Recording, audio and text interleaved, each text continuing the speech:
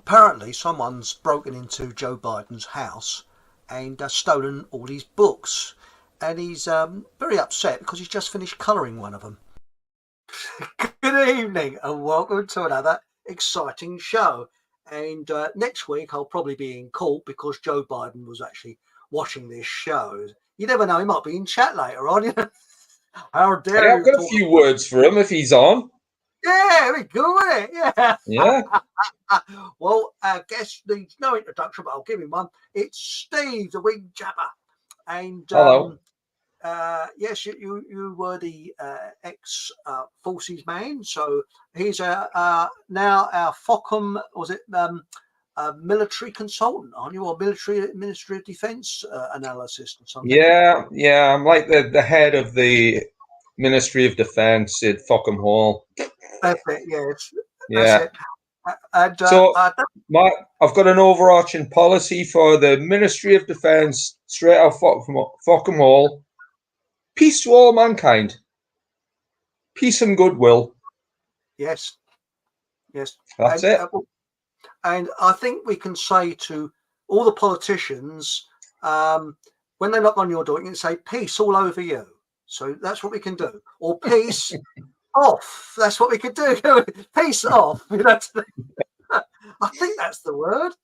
Well, before we go any further, Chris the Gardener was going to come on with us tonight, and unfortunately couldn't make it because his wife is not very well. So, as usual, when someone's not very well, I hunt around for the tinkly music, which I can't find, you see. But don't worry, we'll get there. Right, where the bloody hell am I done with the tinkly music? It's here somewhere. Oh, here it is. I got it. That's it. So, what we got to do, we've got to think about his wife feeling fitter and well. She's in Norfolk, and she's going to be really top up.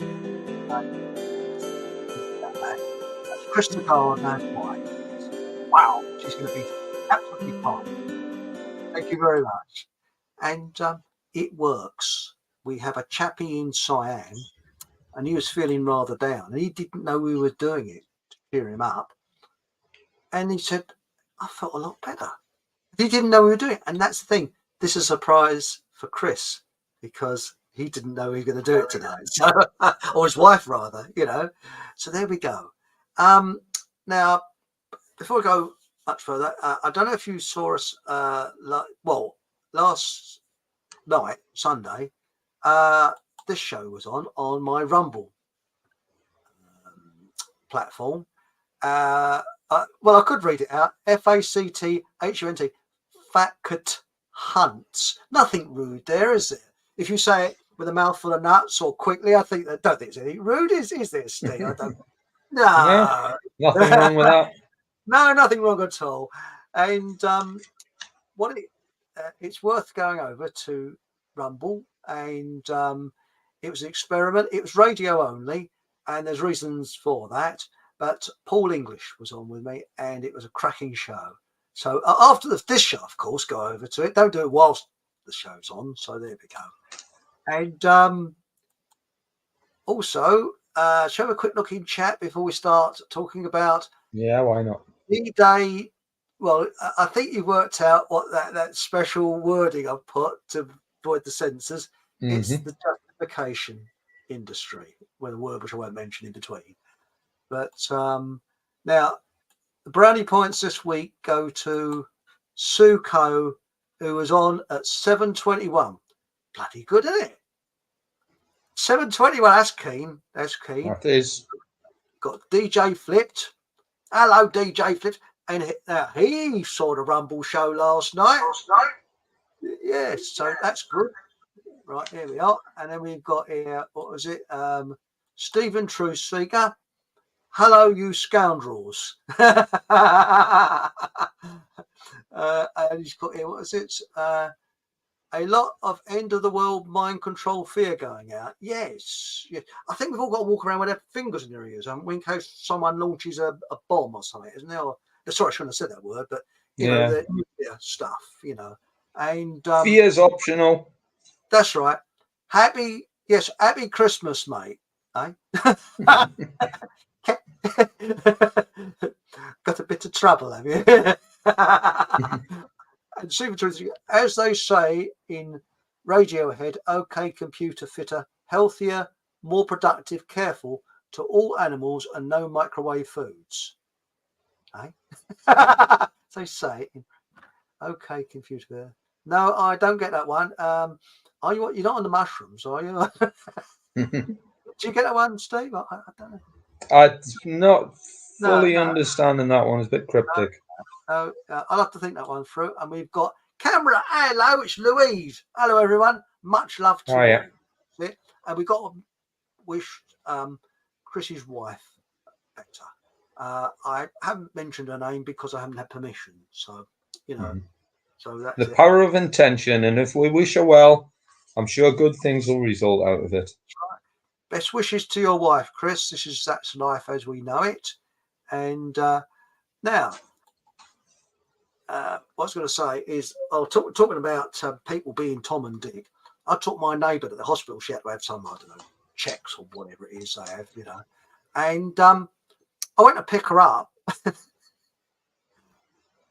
These places are demonic. They really are demonic. There's signs everywhere telling you where not to park. Can't park there, can't do this, but yellow lines. Oh, no signs everywhere. But there's no bloody signs telling you what departments and where you got to go. And I was looking around. I ended up in the bloody maternity ward trying to find her. Okay, what? And it's a bit of luck that she walked outside and she said, "Oh, Chris, I'm over here." But what a place. They are demonic. They really are. Yeah. I mean, it stressed me out. I couldn't wait to get out of the place, you know. But anyway, on with the show. D-Day, 6th of June, 1944, 80 years ago this Thursday. And my father was on it. I got a little short piece about it. Do you want to tell a few words, Steve, first, or shall I go on with this little thing that I've got about my dad? Which, well, before you put that on, I would just like to, I would like to express my sorrow and admiration for all the fine gentlemen who were led by dark forces to a dark place, and some of them didn't return home. Some of the things I'll probably talk about tonight won't be nice to hear for a lot of people, especially those who don't fully understand the predicament that these people were put upon. But my gripes, if you like, are not with the men who have been, you could say, duped.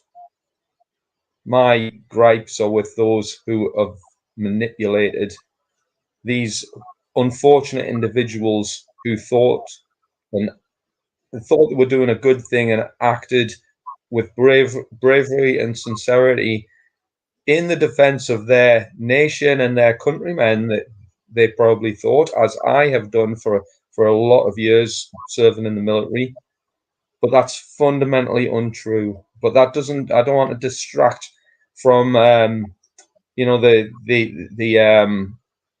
admiration that we should pay for, in the respects that we should pay to these people. However, we do need to step forward in truth, and we have to come to the understanding of the dark agenda behind all of this. And I'm sure some of today's show will kind of counter that. Well, hopefully. And also, I think we should spare a thought for, regardless of what army it was, the German army fought gallantry. We hear all the bad things about the German army, but we don't hear the kind things. Like, for example, men that risked their lives to save the lives in no man's land of an enemy soldier. And my father witnessed that several times. He said he couldn't believe it, how brave they were for an enemy soldier who was crying out in pain. And there's bullets flying everywhere, and they dragged the poor chap and the two stretcher bearers after D-Day, because my father was in the frontline intelligence and they went ahead of the main force. They had one of the highest casualty rates because most of the time they were surrounded. And what they had to do is they looked through binoculars, saw what enemy movements, and they put markers out so that aircraft could know where to go. But the American Air Force, there was a joke that they captured a German officer, and he said, when the Germans bomb, you get your heads down. When you bomb, we get our heads down. When the Americans bomb, everybody gets their heads down. Because the forward line were fed up with being strafed and bombed by the American Air Force. And my father witnessed a cemetery being blown up, strafed and bombed. He said even the dead couldn't rest in peace. He said people just watching it. There's no one there, and they were bombing the crap out of a cemetery. And they put markers out, and they wouldn't see them. What is it? And it was very odd. And on one occasion, they got so sick of what they call friendly fire, the Canadians opened up and brought. He said a kitty hawk, but I'm not sure it was. But it's, shall we say, an American fighter that actually shot it down. The Canadians, they got so sick of it, and the Germans stopped firing.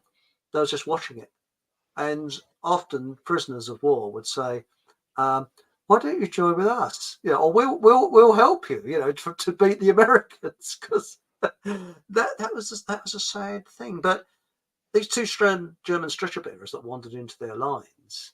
One could speak English, although a lot in the intelligence could speak German. They'd studied in Germany. There were a lot of sort of academics in the intelligence, although it wasn't very intelligent to be in. My father got into it because people say, "Oh, you know, what was he?" No. He was in the ordinary infantry, but they'd lost so many that after Regalbuto Ridge battle in Sicily, they was looking for people that are sort of reasonably high, well, you know, average IQ. And my dad was pretty bright, and they said, look, you know, and he volunteered. He said, yeah, okay. He said, because he knew that if he'd have carried on in the infantry, he wouldn't have survived the war. But even though it is even more hairy in the frontline intelligence, there was less killing involved. It was more observation and seeing, you know, because it was almost hand to hand, which was absolutely terrible. But my father never knowingly killed anybody. He said, I'm sorry, I couldn't kill anybody. I just have not got the heart to do it. And most of the conscripts said, I can say that now because it's 80 years ago since, and he told me to keep that to myself. But no, I think it's time to, I can say that now. And I think that anybody that's in the front line, you as well, Steve, well, I said on my father's funeral, if I was half as brave as my father, I'd be extremely brave. And I think that goes to yourself as well. To go on the front line is an extremely brave thing to do, knowing that you could be killed at any moment. And I would, the way I look on it, yes, I would defend if there was an absolute evil enemy that was genuinely evil, that was going to, you know, that I knew, then yes, I would fight to defend people around me. But I'm not going to fight innocent folk because some arsehole in government tells me to.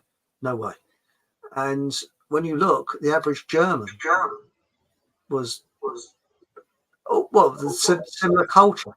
And what they're going to do in Ukraine, which they're hyping it up now, and Russians, and the Russians that I've met are very nice people.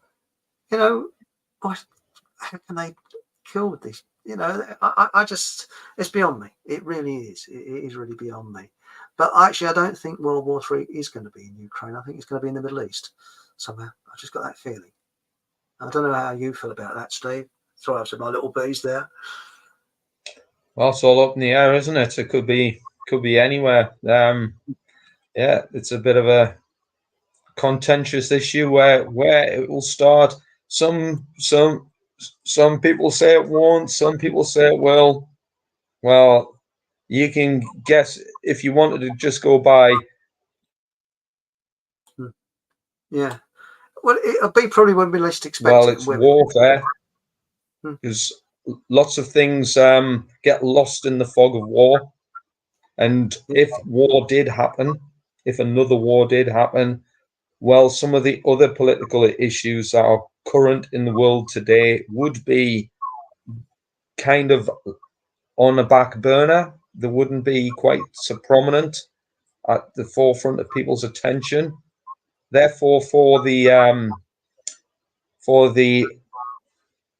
elite billionaires who run the world, war is a good, profitable industry. Always has been for them. The way the world's turning out, it looks to me like it's almost inevitable.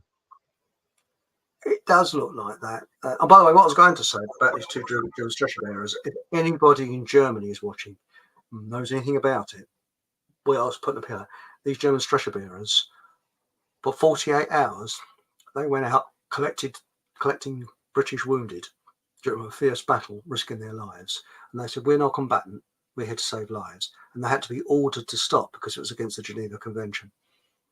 And the other thing my father said is both sides adhered to the Geneva Convention absolutely stringently. The Germans did and the British did. He never saw any, and the only time he saw something wrong, but we went against the Geneva Convention, was on the British side. And it was outside a POW camp. He was on a troop train, and one of the German prisoners, gave a Roman salute, and somebody from the train shot him. And they went absolutely bloody mad. And they sent an official apology through the Red Cross because all the prisoners saw it, because they didn't want our POWs to be badly treated. So they were up front about it. And they said, this happened, we're terribly sorry. And everybody was ordered off the train. And apparently it was a brain gunner. And what he did, he changed the cartridges around very quickly. So they never found out who it was. But it was a brain gun that did it, you know. But it's you know, when did the penny actually drop, Steve, with yourself? I mean, was it over the last 4 years when the old No. Was it before then? Oh yeah, it was way before then. To be perfectly blunt, I thought I must be the only person on the planet who thinks the way I did. And without going into too much detail, I tried to endeavor to influence people I knew and worked with to reach the same conclusions, and was fundamentally met with hostile resistance to the accepted normality of clown world. And of course, now, I mean, I'm quite grateful to the harbingers of doom of today's world, because had a certain you-know-what not come in, we would have just been plodding on just like before, in a complete daze, completely oblivious to what's going on. We'd all be participants in clown world. Of course, now it's quite remarkable to see just so many people have kind of taken the red pill, woke up to reality, and they're starting to question everything. And they've come to the conclusion that practically everything they think they know has been a complete and utter lie. But for quite a number of years, I tried to address clown world and its inhabitants, even within the realm of the job I was doing. But I think fundamentally, I was working with some, and no disrespect to them, with probably the most brain damaged people on the face of the planet. People who have been in the military are fundamentally brainwashed almost beyond all compare. It's not, I was there myself. Saw this hope for everybody. Well, you think the wisdom that's given you, Steve? You've got wisdom more than that. Well, that's given you incredible wisdom, because you've seen it, been there, seen it, got the T-shirt. And I always think that in life, nothing is a waste in life. It's all part of life's rich tapestry and an education. And, I think what annoys me is, when you look at this country, we had it right before the First World War. We had a reasonably small army and a bloody great navy, which an island needs. And if anybody would have threatened this country, we'd have just blown them out of the water. We'd have sent a dreadnought over. And that was Queen Victoria's idea. Yeah, it was problems with the natives. Send a dreadnought, and that was it. I mean, these things, these battleships were phenomenally. I know that, I think it was it 1870s? There was, they have the review of the fleet, and Britain had got rid of all their timber boats, the old fighting boats, and we had, you'll be able to know the technicalities of this, but was it where you load at the back of a gun? What is it? A breech, is it? Where you load a shell in the back of a gun and close the lid and fire it. Oh bloody! I can't think of the name of it. Is it breech loaded at the back? I don't know. I'm not 100%. No, but anyway, what we had battleships that could fire these. We had steel battleships and most high-tech gunnery you could ever wish to think of. And the French admiral came on board one of our ships, and I think it was in the 1870s, and his bottom jaw dropped. And someone once said it must have been like walking on the command center of the Starship Enterprise, because he went. And after that, all the French ships, timber ones, and because they still had the cannons and things like that, they were all scrapped, and they modernised the French Navy because he just gobsmacked. I mean, it was absolutely phenomenal. When you look at, I think it was battleships. I think it was the Rodney or the Hood during World War II. That actually had conveyor belts that loaded the shells that came along. So the blokes didn't have to carry the shells to where they needed to fire them. And phenomenally advanced, really incredibly advanced. And I know that Paul English last night, his father was in the Navy during the war, and he said when they fired one of these guns from the side of the ship, it might be a choppy, but because of it's something to do with pressure waves, the sea would become calm. Because and he said it's quite. And I know that my father said when they went inland, indeed, they could hear this strange noise. What's that? And what it was shells being fired by these battleships going inland by about 20 miles. Phenomenal. Wow. They're firing deep inland from battleships, and you couldn't see them, but you could hear them whizzing over. But very quickly, shall we whiz back into chat? Do you fancy that? Yeah, let's do it. Okay. Now we got here. Best wishes to your wife, Chris. That's Chris the gardener. And then we've got here. We've had laugh out loud. Yeah, right. There we go. Sorry, it's laugh out loud for something else. Best wishes to Chris's wife and power of thoughts. That's Sue-Co. And I was talking earlier about taking my neighbour to the hospital, and it says, Sue-Co said, I attended an appointment with my hubby today, nearly walked out, felt drained afterwards. That's exactly how I felt, and really upset. Such an awful experience. Yeah, I mean, I was only in there for about a couple of, 5 minutes. I was walking around ever decreasing circles because there's no bloody there's plenty of signs telling you what you shouldn't do, like where you can't park, but no signs telling you where you should go. I went, X-rays, maternity, gynecology, nothing to do with that. I was walking around, and I even asked the bloody staff, and they even didn't know. So I thought, right, I'll go back to the main entrance and start again. But as I say, luckily, now it says here, Cat Ollie says, evening all, apologies for being a little late. Got a note from parents. Excellent. A detention tonight, I'm afraid, Oh no, you let off because you saw the show last night. That's all right, Ralph Winter, evening, folks. And we've got Camera, Louise. Yes, huge respect to all those that were led down the garden path for believing they were doing it. For all of us, they were and are brave individuals. Yes. Well, when you think about let's look on both sides. Let's be neutral on this. And I'm not, you know, I'm not being political or anything like that. The forces that were fighting against on the Russian front, the German forces that were defending Berlin, they actually held a corridor to allow civilians to get out and get food and medical supplies, and they almost fought. That's German. Almost fought to the last man. I mean, that is brave, unbelievably brave. It's funny you should mention Berlin. You mentioned Berlin. The Battle of Berlin, I believe, commenced on the 18th of November, which is, it's known now as National Occult Day. And one of the reasons for that is because it's the 322nd day of the year.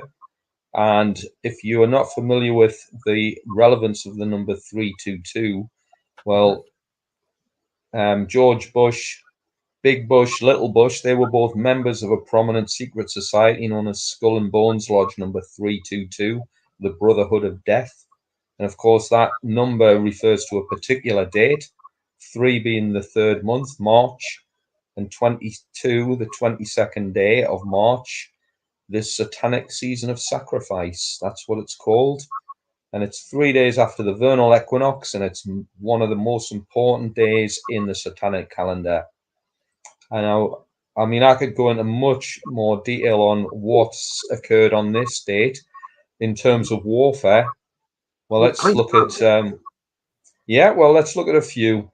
The Iraq War Shock and Awe Campaign, 322. The US invasion of Libya, 322.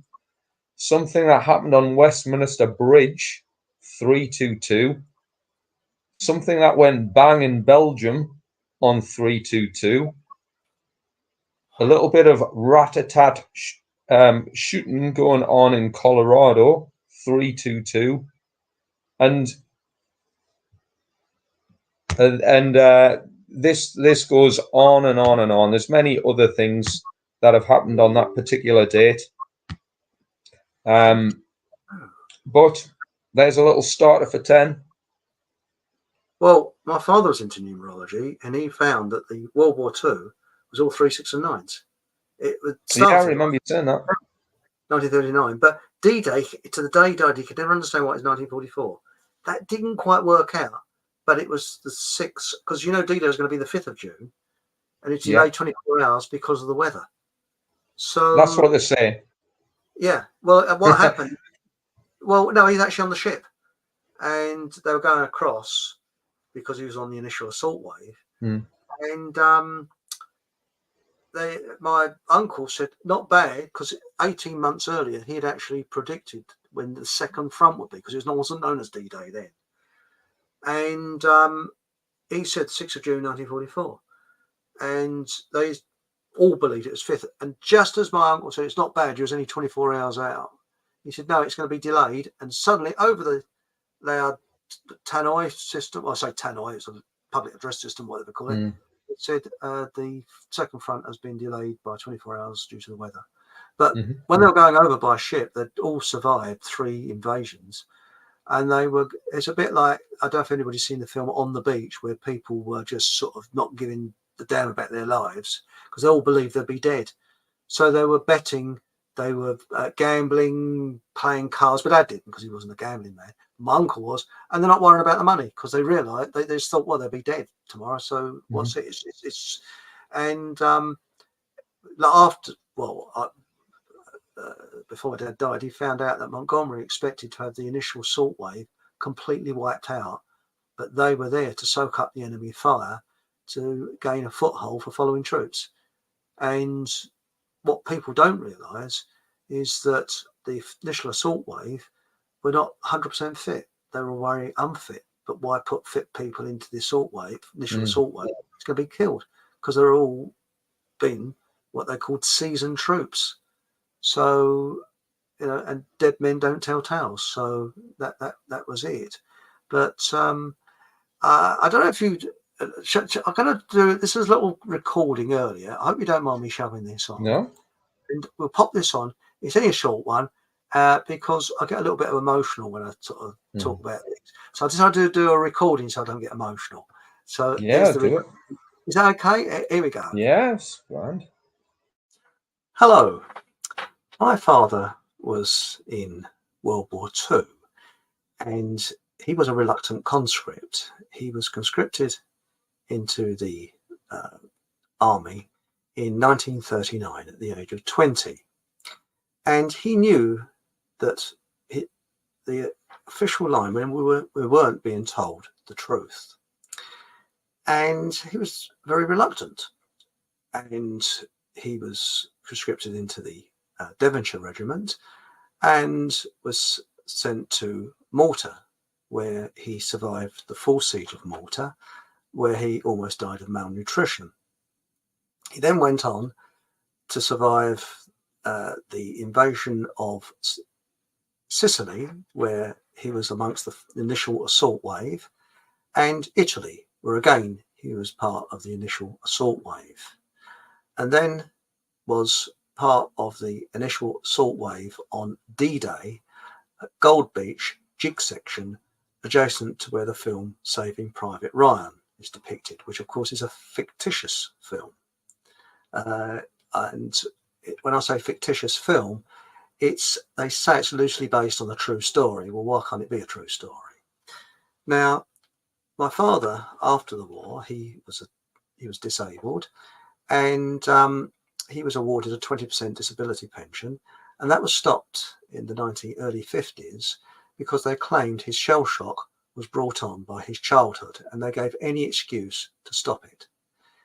And it was only in the 1980s, late 80s, the government admitted that they'd stopped veterans' disablement pensions incorrectly, and people could reapply, but there was no back pay. So at the time when disabled veterans needed that money, when they were bringing up a family, etc., they were denied that extra piece of finance. Now, my dad wrote a book, and here it is, My World War II. It took him 10 years to write, and it's over 800 pages. And it's the truth. My dad was a stickler for honesty and truth, and publishers wouldn't touch it. So I'm not a publisher. I had to dig into my savings and publish it myself. This was in 1999, the year 2000, before Amazon.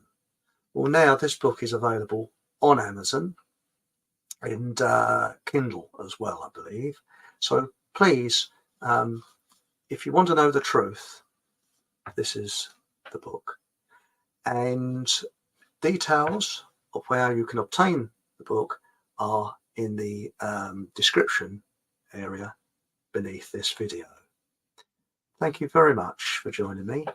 And I told my father before he died that I will continue to promote.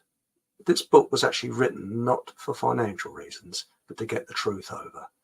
And I promised my father that I would continue to try and get the truth over behind all this extravaganza that they're pumping out. And basically people are believing the propaganda of World War II. They're still believing it. Now, this is not political or anything like that. It just gives a truth and eyewitness account of what really happened. Thank you very much.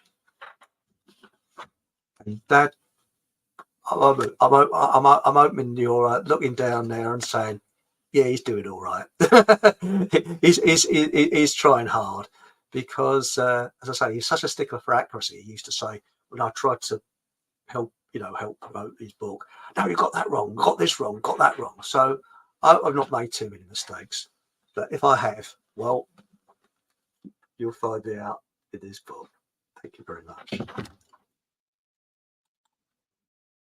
I hope you didn't mind that. I think that's I popped that in because I couldn't actually do this on the show because I think I'd have been a bit emotional about it because Dad and I were very, very close. We were like brothers.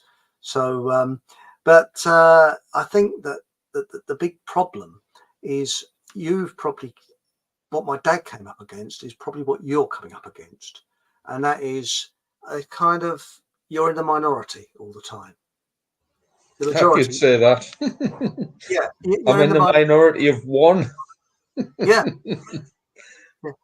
Did you get that? Did you get the people? I mean, what happened with my dad? You could actually, Malta were giving medals away in the 1990s, and I said, "Look, Dad." He said, no, I'm not worried about medals." I said, "Look, you go along there. You have to go along to the Maltese embassy." And I went with my dad there to pick this medal up, and my dad's sitting there, and there was a bloke who got the medal that never saw any action at all. He was in the Navy, and his ship pulled into the Valletta harbour at the end of the siege, and he was, excuse my language, bullshitting like anything. Whoa, all this, and the press were like around him like bees round a honey pot. I'll never forget, and I tapped one of these reporters on the shoulder. I said, "Excuse me, my dad went through the full siege." I said, "Yes," I said, "he was in the infantry." "Oh, yeah, okay." And just couldn't care less. And I remember my dad sitting there, and there's another veteran sitting opposite, and they're both grinning, going, "Yeah, we're used to this." Because this other veteran, he was like my dad. He could see through it. And this is the trouble. They will go for the who never saw any action, but they don't want to speak to the people that did see the action, because, like yourself, you're very modest about it. You know, you don't make a big deal about it. And, you know, this is the thing. And I guess you get that kind of jeery sort of, you know, sort of attitude. It's the blokes with the loud mouths that seem to attract the press and that type of thing. But I mean, I suppose you're not allowed to speak or say what things. But the thing is that, did you find that in the forces, did they have much view of history? Or was that the sort of, did they know roughly, you know, the history of warfare? Did they actually go through that with you? The forces are still in clown world. You know, I'd like to speak respectfully of people who are serving, but I don't, because they're living in clown world. Lots of the guys I know, some of my best mates, refuse to come out of clown world. In fact, and I'm going to quote one of my best mates, actually said to me after I've tried explaining certain issues to him for a number of years, there's no money to be found in the truth. That's, I don't want to say that's across the board, because I'd imagine the majority of people are still living in complete misunderstanding of the dynamics of the modern world. They're living in the misunderstanding of the dynamics of what's gone on in the past, such as World War I and World War II. Most of them will not have a clue who the Rothschilds are. They'll not have a clue who the Illuminati are. They'll have absolutely zero clue about anything of a satanic nature. But equally, the majority, and I'm not speaking negatively, I'm just speaking as it is, the majority of people, 99.99999% of people in the military, if I was to ask them any questions such as, what is natural law? What are the Hermetic principles? What is objective morality? What is a right? What is a wrong? The answer would be, well, you could probably write it on a Christmas cracker. It would be comical, the stuff they'd be coming out with. They've got no clue. And this is one of the troubles with society today, Chris, because how many people could actually define the governing dynamics of the universe, the Hermetic principles, that don't know? They simply don't know. Not because they're completely, docile or entirely ignorant. It's because it's not in their sphere of understanding, because we've been essentially indoctrinated into clown world policies, clown world education. One of the most fundamental aspects of something called natural law is what is a right, and a right is any action that causes no harm to any other living being. So if you drive at 1,000,000 miles an hour down the high street in your car, as much as I disagree with it, as much as I say it's probably going to lead to an accident, if that particular pursuit at that particular moment of time has caused no harm to any other living being, then no laws have been broken. No harm has been enacted into the fabric of the universe. But on the other hand, if your job is to go out and kill people, as mine was as an infantry soldier, my whole essence for being is essentially to break the laws of the universe, the laws of God, to cause harm to other individuals, to kill, to injure. These are all violations of natural law, the laws of the universe. If I was to justify killing or injuring other people in the course of in the nature of my job as a soldier, then I am acting in a condition known as moral relativism. It is essentially, and again, I've asked this to many soldiers: what do you understand of morality? What do you understand of moral relativism? And the answers are completely range from zero understanding to almost comical understandings. There's no job on earth can give you the right to cause harm to another living being. It's as simple as that. It doesn't exist. But Dad did say one thing, though. He said because he had shell shock that was untreated, he used to, every day of his life, he really lived through World War II. That's why I'm a bit like an old diesel engine. I'm just sort of reversed, because from an early age I heard, World War II. That's all I could hear. Mm-hmm. And I'm not blaming my dad. It's not his fault, but I heard things that I shouldn't have heard at a very young age. But that's not my dad's fault. He had untreated shell shock. And one thing he did say, he said, when he was on, he spoke about it all the time, but he said, when you're actually in battle, everybody's insane. You can't be sane. You are actually insane when you're actually in battle. That was an interesting statement he made there. And he was the only person I've ever heard say that you're actually insane. He said, you're running along, and you just, you've almost got to be, you've got to have the mindset of a psychopath. And I know that myself. I've been, I know of actions in the past that I developed you could say the consciousness of a psychopath, where certain things I was disaffected by didn't affect me because I didn't give it a moral fabric of understanding. You have to switch off, and when you switch off, you become less human. I think soldiers have to become less human. They have to become inhuman, because it is inhumane to impart measures of violence upon other living beings. We'll have to be brainwashed into a level of psychopathy in order to do that. But most people, from my experience, most people, even in the military, are genuinely nice, individuals who would probably never do anybody any harm given normal situations. But I often say, if the man at the top, the person in charge, is a psychopath, then psychopathy will rain down at all levels. And that's what I see in the military. Most people join the military for good reasons, i.e. to save their country, to save their countrymen. But how many people in the military have done that over what they've known or what's occurred in the last 4 years? I would almost say, well, the only person I know in the military is myself. Seriously. And I don't know every single person. There's 80,000 people in the British military. I don't know everybody there. I don't know the intention and understanding that they've all got.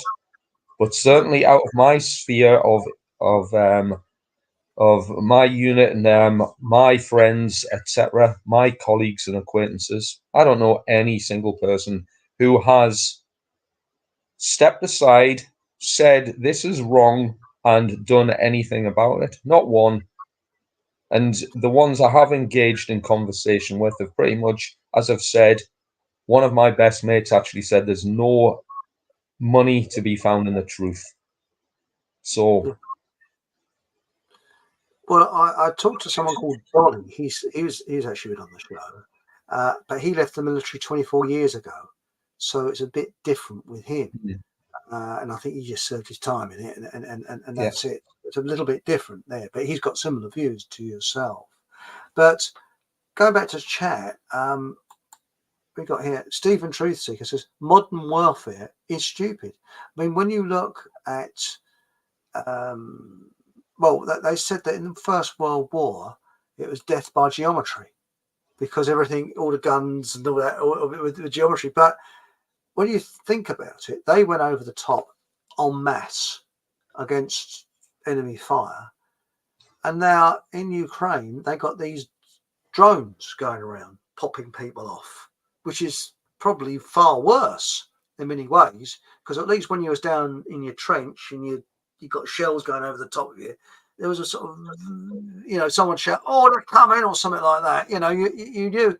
But to be down in the trench and suddenly, boom, your mate's been blown up because of this drone must be absolutely horrendous. You know, I mean, but all warfare is horrendous. all warfare is stupid. All warfare is completely unnecessary. What's going on in the Ukraine? What's going on in the Middle East?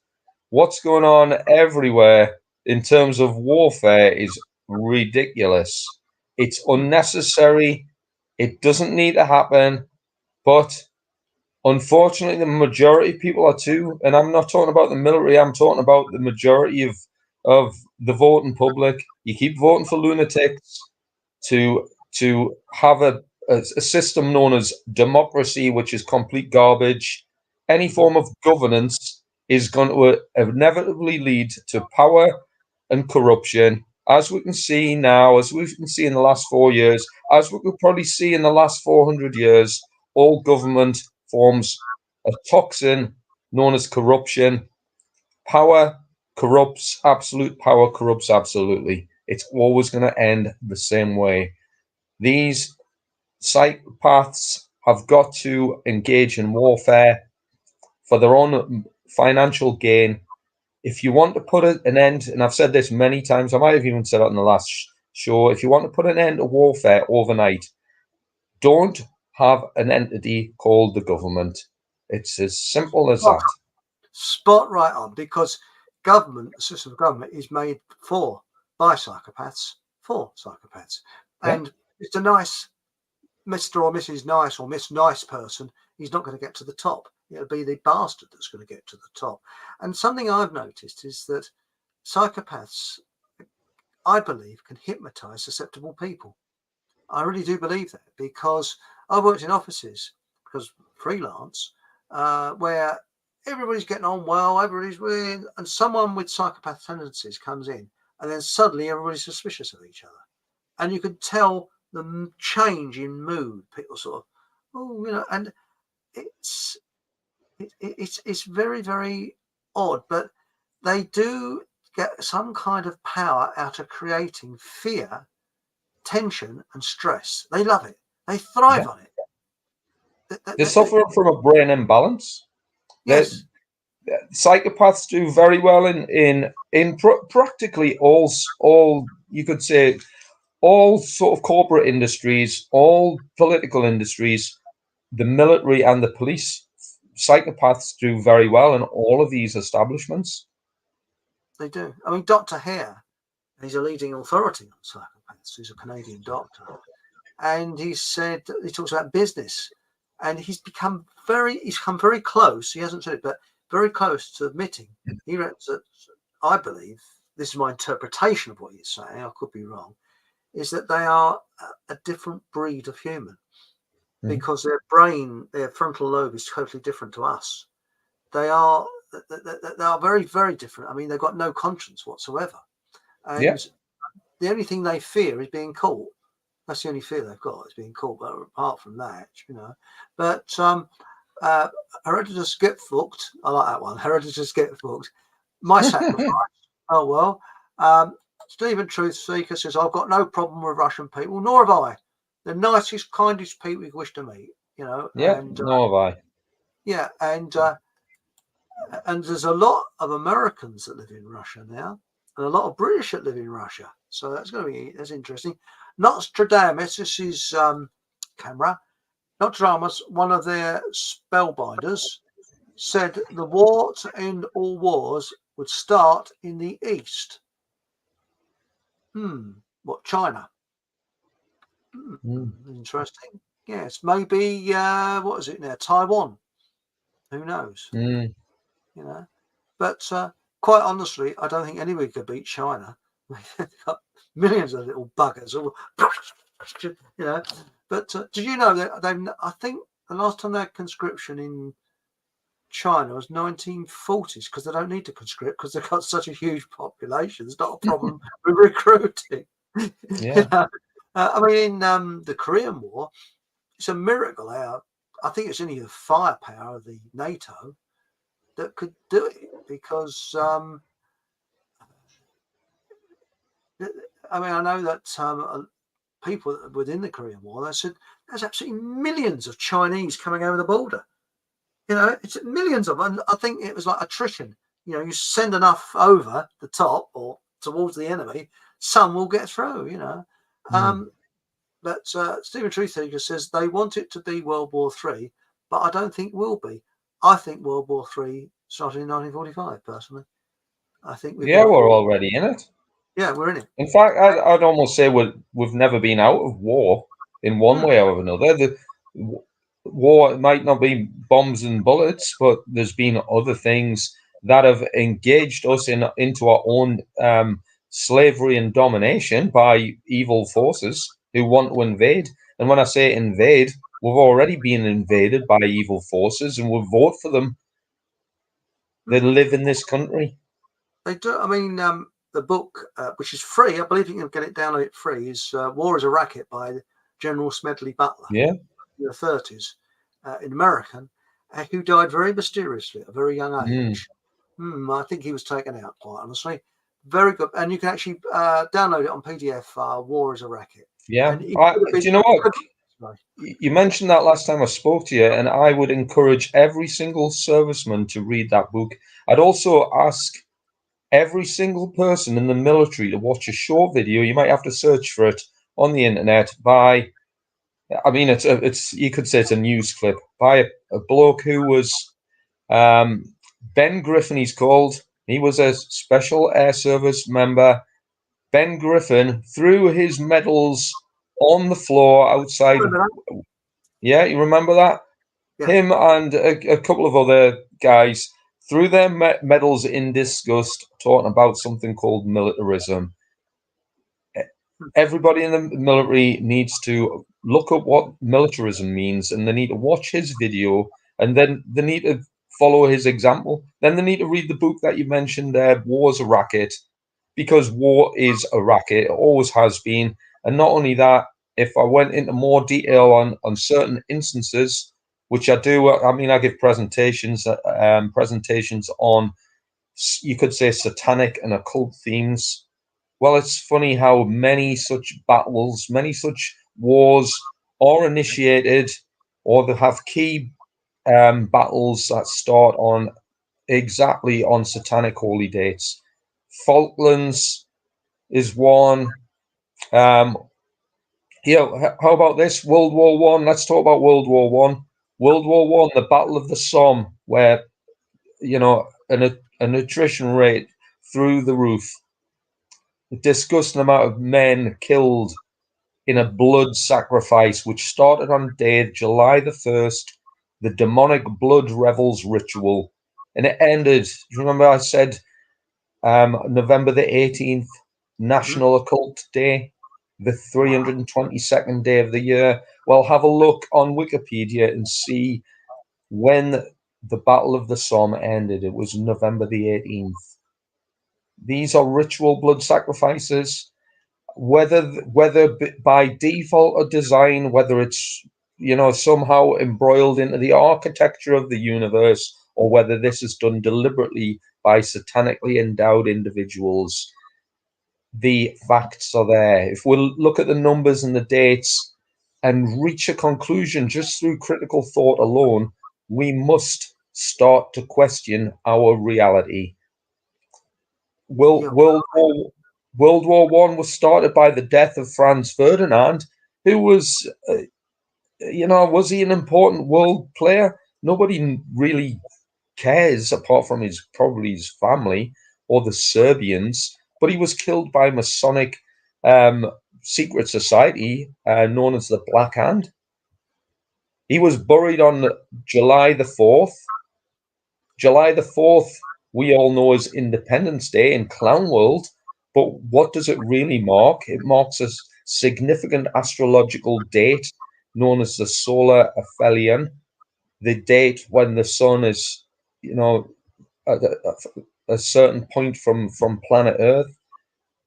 This is why July the 4th is particularly important. This is why you celebrate it with fireworks, because that's what Lucifer brings to the world, is the light, and that's what fireworks do.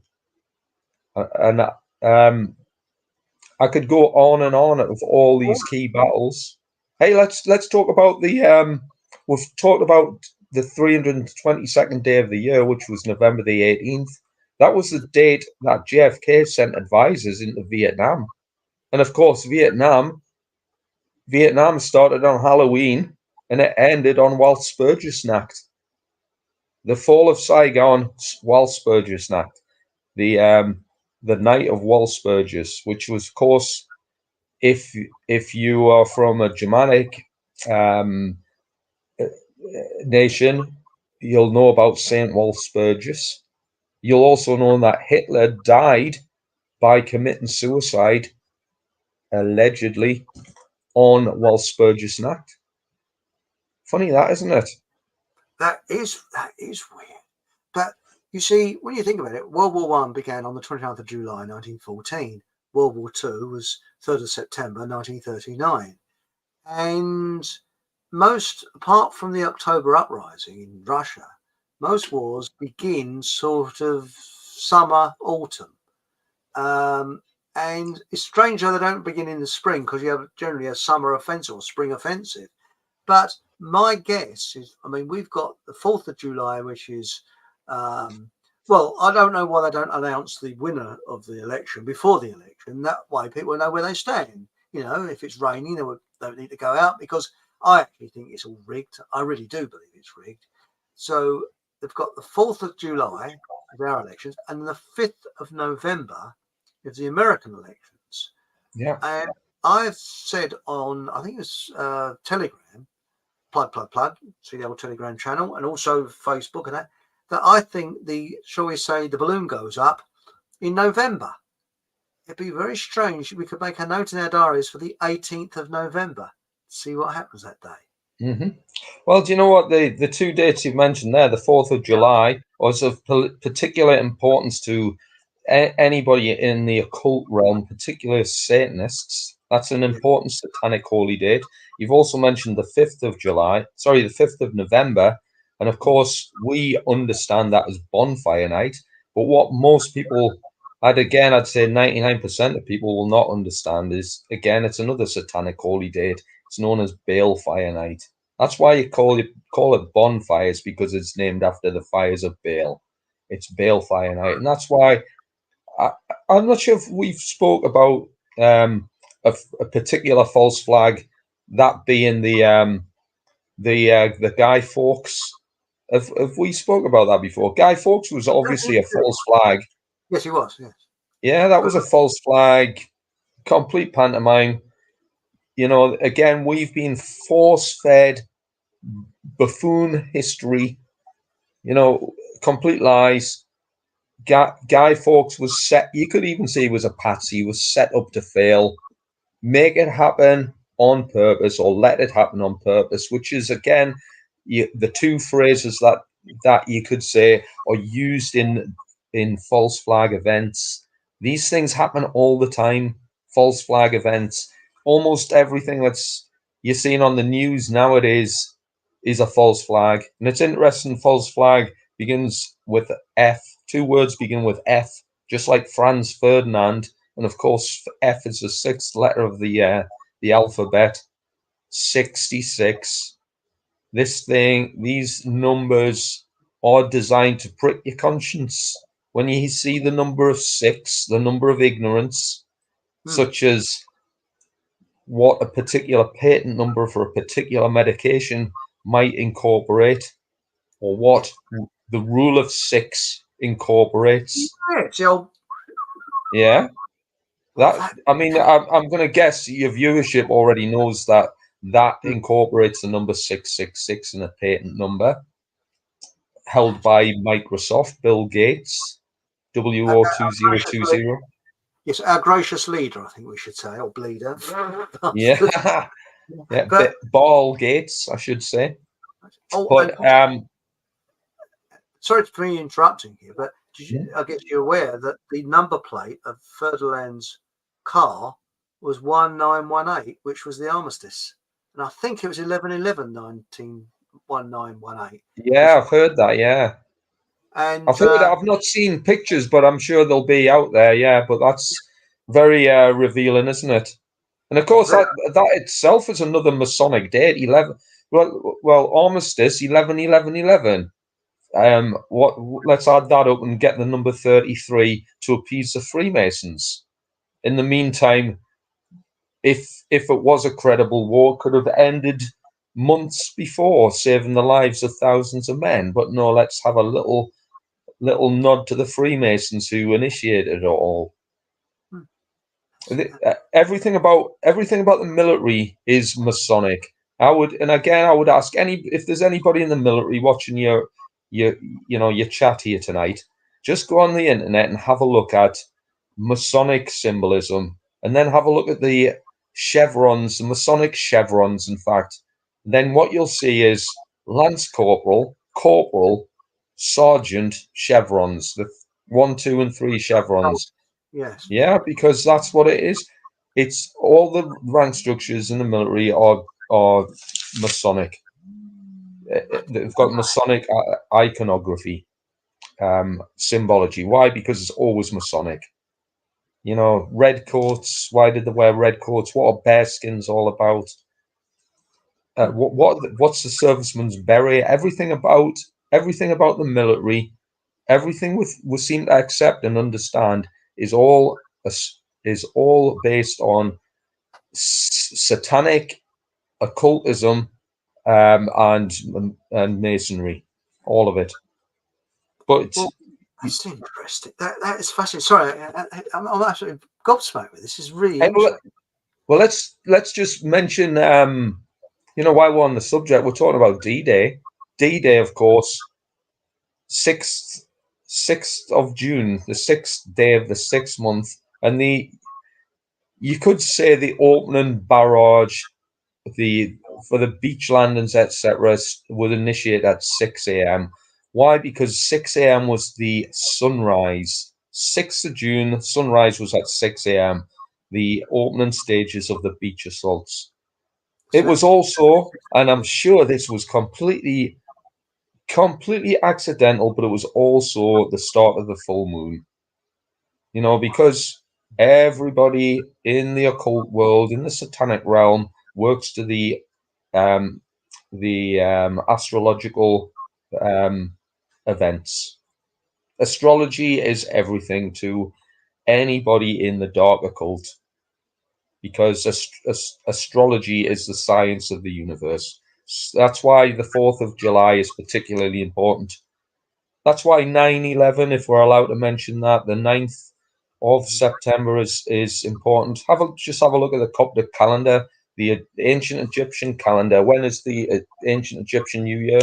Oh, it's 9/11. Funny that, isn't it? I didn't know that. I'll tell you another weird thing, which might be I don't know.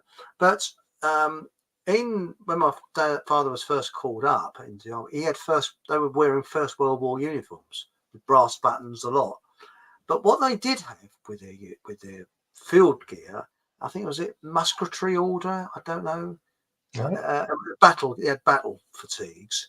They did have a lot of brass on the battle fatigues, and Montgomery ordered them because they kept them grubby because they didn't want to stick out like a sore thumb. Right. And Montgomery ordered them to all polish their brass, or they'd be put on a court martial or whatever. And of course, because they polished them, they were glinting in the sunshine. And of course, German snipers could pop them off. So as soon as Montgomery was, out of sight, the blokes were putting mud over them and hiding this brass work.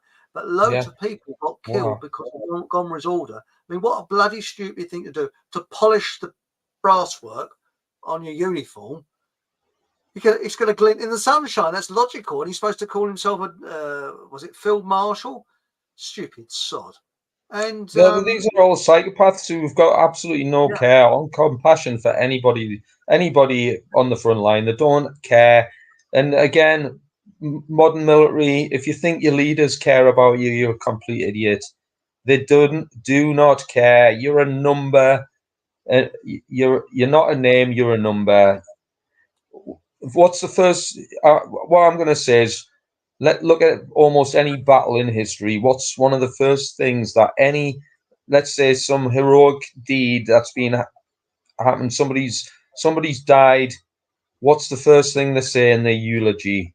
This service life for whatever purpose, sacrifice. That's what it is. It's a blood sacrifice. It's a ritual blood sacrifice. That's why lots of these battles and wars are instigated or initiated on certain dates. Simple as ritual blood sacrifices, as was D-Day, Determination Day. Did you know that the D, it doesn't really stand for anything, but Satanists call the 6th of June Devil's Day. Sorry, it does actually. It's actually phonetic alphabet that the British had before the Americans took it over. And it's they used to say D-Day, and that's what it was, part of the phonetic alphabet. And the Americans changed it to Delta, I think, was it, or Dog, something like that. Right. But it was, because it was known as the Second Front before D-Day. It wasn't known as D-Day before it was. But what I was going to say, I mean, there's looking in now. This is interesting. The old tin hat worn by the British Tommy is also a symbol of Saturn. Yeah. I thought the German steel helmets are far superior. That's well spotted. That, and there's so many other headdresses. The police, particularly, certain religions have all got the symbol of Saturn in their headdress. The police helmets. That's interesting. I've often, and also in Masonic, sorry, I'm not a Freemason, but what I've seen of pictures of Masonic temples and that, they've got a checkered black and white floor. Yeah. And isn't it funny that the police, their hats and that is a checkered black and white, exactly the same. It's the black and white's around their head. Why is it around their head? Because that's where their thought, that's where their intellect and consciousness resides. Their consciousness, you could say, is embroiled into Freemasonry. You're right. I'm gonna do this little gesture here. You got a bit dark there. I don't know if it's a lighting. I don't know what it is, but it's probably it's the sun's going down here in the northeast. When I do that, I don't know if you can see that. Salute. When you salute, you point where you're pointing to your third eye, i.e., you're acquiescing your consciousness to. And who do you salute? You salute an officer who is known as a sir. Well, sir, serpent. I salute the serpent. I'm pointing my third eye to the serpent. I mean, even if you were calling it an abbreviation or an acronym, sir, slave I remain. That's what you're doing. That's why you're saluting the officer class. Because you are enslaved into their authority and you're acquiescing your consciousness through your third eye, just like the cops when they're wearing the Masonic bands around their head. They've even got they've got something called the Star of Astaroth over their third eye when they're wearing their helmets and police that's right. headwear. It's a star, isn't it? They got that star there. The Star of Astaroth. Because has said, what is it? Chevrons and 3D cube, and the black cube is Saturn worship. Yeah. Satan worship. Yes, that's a Saturn, sorry. Now, DJ Flipped says, interesting that Steve says about the 4th of July. As you say, Chris, that's our election date, and fireworks in the US, with their election date being our firework night. They're taking the P. Yes, I think they are, actually. And it's all mockery. It's known as occult mockery. Basically, they're doing all of this. They're throwing all the cards on the table. The average person hasn't got a clue, and these billionaires are just absolutely having a good old laugh at the stupidity of their slave class. Well, as Sue Coa said, one question, and please be kind.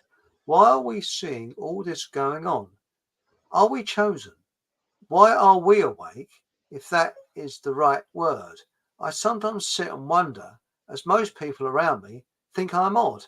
Oh, people thought I'm odd since I was a kid.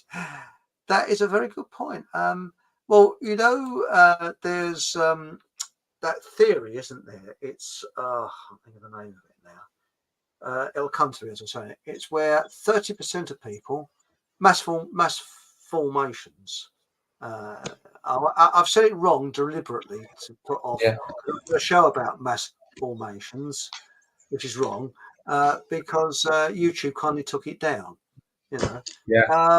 But what it just is, switching the light on. Okie dokie, 30% of people believe everything the government says. 40% will go with the flow, and we're part of the 30% that can see right through it. And that's the thing. Oh, we can see you now. That's good. There you are. It looks as if you're down a campfire. Right. Dan MC, Moscow, 30th September. Right. Now, Russian President Vladimir Putin. We could get him on the show, couldn't we? I think he'd come on. Hello, Vlad. Said the West was satanic and rejected moral norms in a combative speech delivered from the Kremlin on Friday. Yeah. Well, do you know? Can I just quickly come to that, because I agree in essence the West is satanic, and they've definitely rejected morality. But what I would also say to that is one of the most Masonic days in the satanic calendar is May the 1st, and anybody from any communist nation, well, that's their national holiday. Workers' Day, May the 1st. It's when Vladimir Putin and his war machine will display when they do their displays of might and power through the Red Square.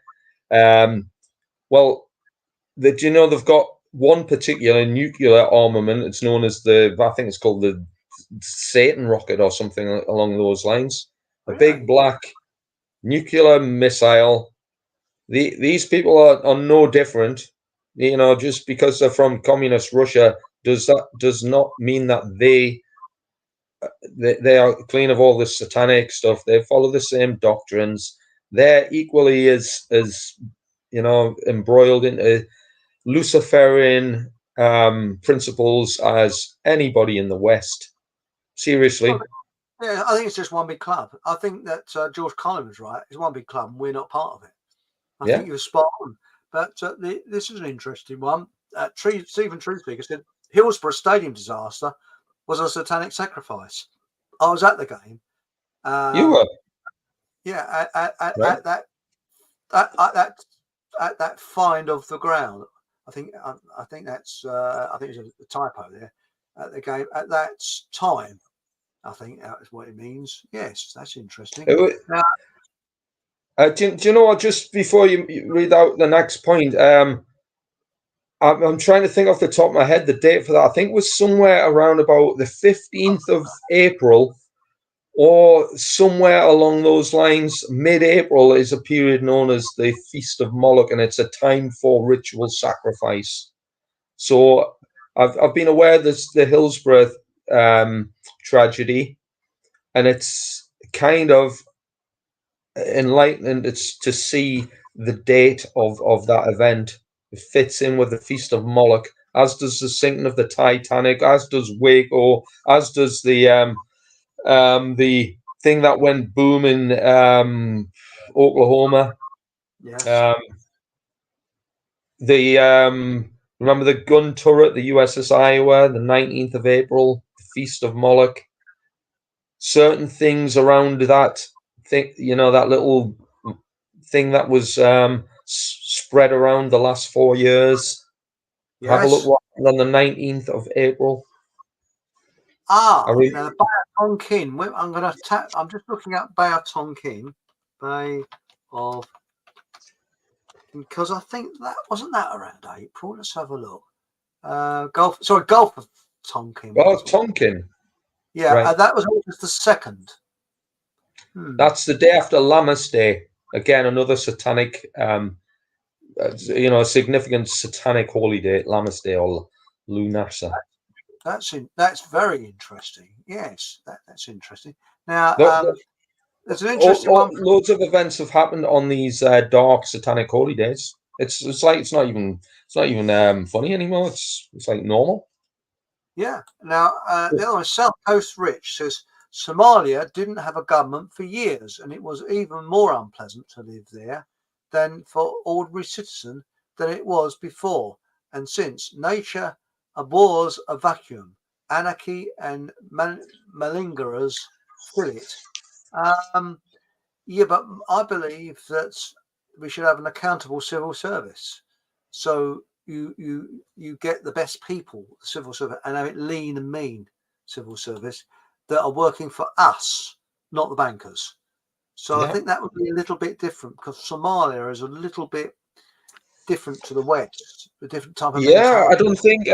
I don't somehow think that the UK would turn into warlord torn Somalia just because we didn't have a system of governance. But apart from that, let's say Somalia, for example, certainly wasn't at one particular time a very safe place to live. Well, what's the difference between having feudalistic warlords who've got armaments and might and power, and the fear campaign that they run? What's the difference between that and the fear campaign that organized liberal democracies run on their own people? Because I would quite happily state that the difference between Somalia and the UK is really just we've got almost a blinkers on as to what our governments actually stand for. If any, I'd love to see comments on what how our governments are actually the saving grace of the nation. Love to see that. The word government means mind control in Latin. Wow, I didn't know. But also, I didn't know that. But also, more people have been killed by their own governments than all the wars put together. They're lethal. They really are lethal, and they hate us. We know that they hate us. Now we got here. DJ flipped. Those drones are completely unethical. Shouldn't be tolerated in war, in my opinion. It was like gas, isn't it? I mean, they was frightened of gas attacks in World War II, but it never happened. They never put gas down. But in World War One, obviously they did. Now it says the day the first was announced. I won't say it because I don't want to set the klaxons off in YouTube HQ. I saw two guys laughing excitedly about it. Perhaps some morons will find the same prospect of another world war exciting. Maybe until they get up. Yes. Well, lockdown. Can I just mention this? Lockdown was announced on. Do you remember that day, March the 22nd, 322, the satanic season of sacrifice? That's when lockdown 1 was announced. And then when you look to see when lockdown 2 was announced, it just so happens to be the most important satanic holy day of the calendar, which was Halloween. Then it concluded on the 2nd of December because it kept the Freemasons happy because it was 33 days later. That is fantastic. Now we got lockdown till the end of restrictions was 666 days. Wow. There's this hereditary skeptic says bees around a honeypot more like flies around. I think that was something we was talking about earlier. Right. Paul To go back to Green. your other point, Chris, I forgot who it was that said something about drones in war is unethical. Well, nothing in war is ethical. I mean, if you wanted to add ethics to it, it just wouldn't happen. The most ethical thing you can do in war is not have a war. And for anybody engaged, as I was in war, in warfare as a soldier, a soul dead, a soul dyer, needs to step on the right side of history, realign their moral compass. So that's all I've done. I've realigned my moral compass. I've learned about morality. I've learned about the laws of the universe, and realized that what we do as men and women in the military is essentially a satanic ritual. And I personally find anything to do with Satanism unethical. So therefore, I'm just not going to participate. Remember, these people, the world elite, were always complaining about the world elite and the billionaires and the Illuminati. Well, what I'm going to say is stuff them. The first thing we need to do, every single man and woman of a certain age needs to look in a mirror, as I've done. Need to look in a mirror. What am I doing to benefit the Illuminati? What am I doing to benefit these billionaires? We are the ones who breathe life into their plans. Without us in the equation, assisting them as minions, as complete dim-witted minions, assisting them in their satanic exploits, the whole show falls down. It goes up in a tower of flames because we are the ones who are breathing life into their plans. Yes, unfortunately, that is 100% true. We are, and the thing that gets me though is that in the First World War, the officers used to go along the lines because the conscripts, they were ordering to lower their rifles down because the conscripts were firing above the enemy's head many times because they didn't want to kill people. And there was Harry Hatch, who was one of the last World War I veterans. He said he aimed to miss. So, it's surprising. Now, we got some, and Elizabeth says, I'm not sure if I read this one out. It says, all the best. This is Paul Green to Chris the Gardener and his wife. Hope things improve for them. Yeah, so do I do. Yeah. And this is Elizabeth, Tina Elizabeth. Thank you so much. And this is a very nice comment from Sue Coe, which I'm a little bit choked, a bit moved by. Your father would be so proud. That's very kind. Thank you. Yeah, I agree. Yeah, thank you. Now, DJ B2 says 1944, 1 plus 9 plus 4 plus 4 equals 18. Equals 3. Excellent. Yes. Yeah. Yes, that is it. And we've got Camera, which is Louise. War against another country only happens when the moneyed classes think they will profit from it. By the author of 1984, George Orwell. Yes, that's true. And the strange thing is, Orwell's real name was Blair. Isn't that strange? Yeah. Eric Blair. Yeah. Eric Blair. Yeah. Hello, Cato, Winter. Now, sorry, I think that's a personal one in chat. Here we are. And then we got here. Now it says, we against another country happens when the I've already read that one out, haven't I? Yeah. Stupid. Well, they're always going to profit from it.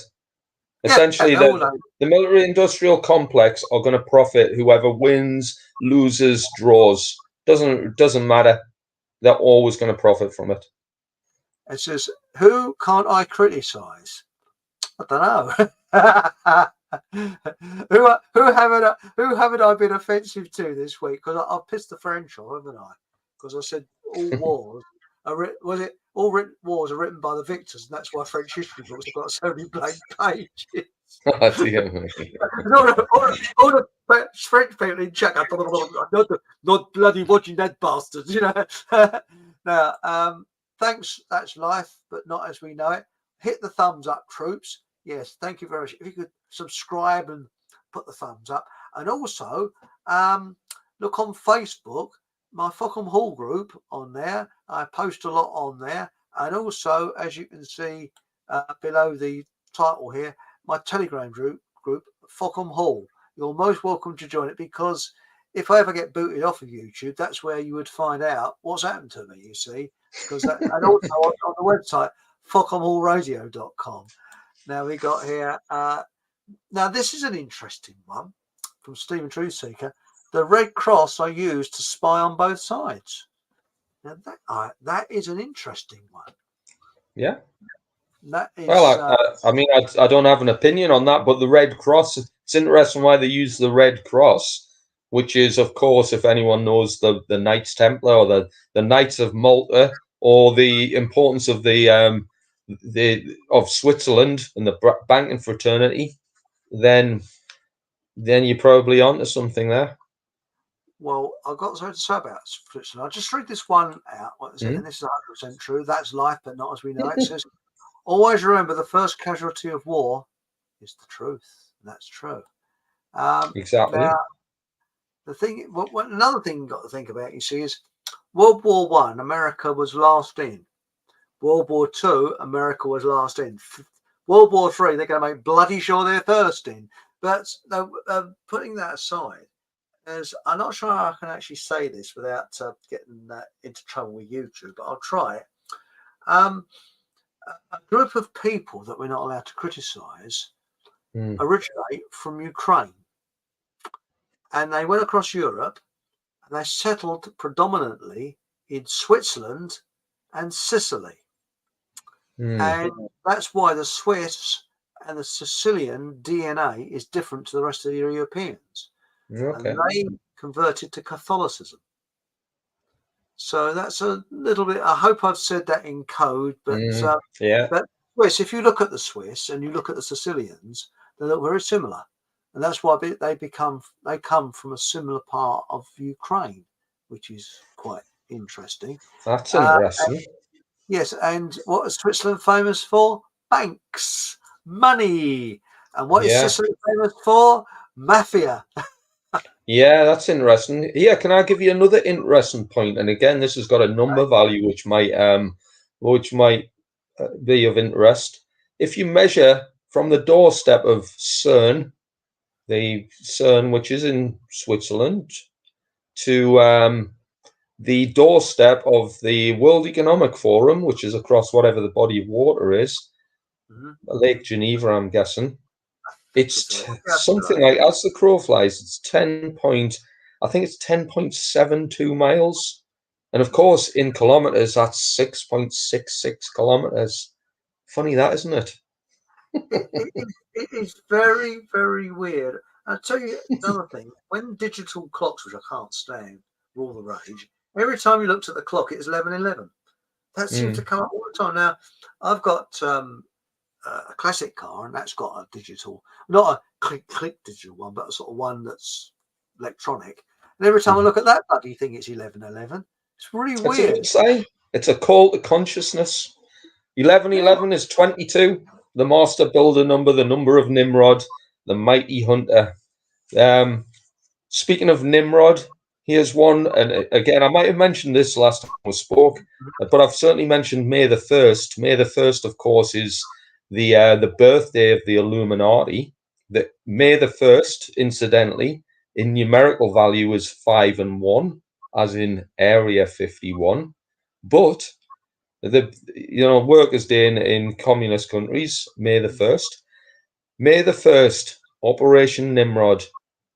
Now, anybody who has watched the Iranian embassy siege live on TV, and I think it was 1982, would have seen a ritual occult sacrifice taking place live on television.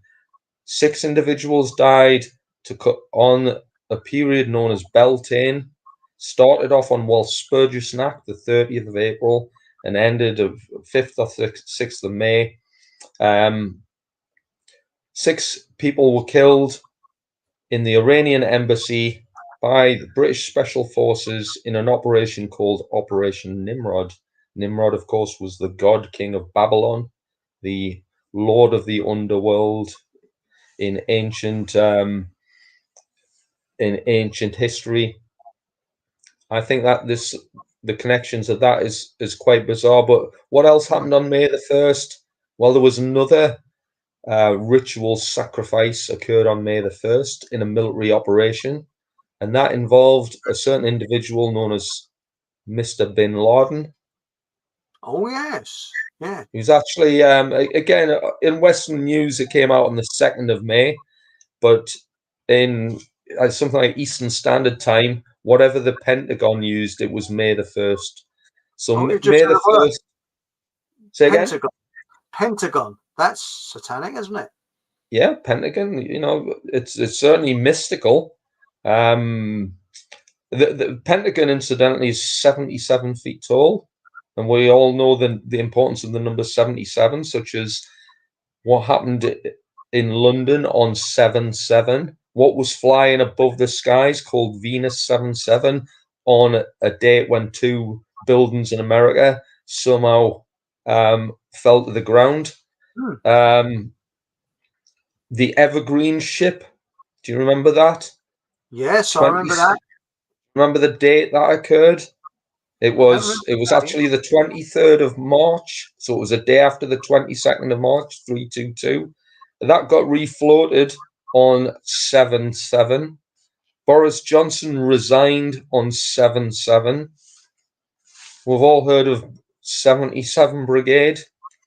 Yes. Funny how these numbers sort of crop up in all these weird circumstances. It is very, very odd. But I mean, as we said before, I think we better make a note in our diaries for 18th of November, because that might be when the balloon goes up for the next Hey, wouldn't surprise me. Do you know who died on the 18th of November?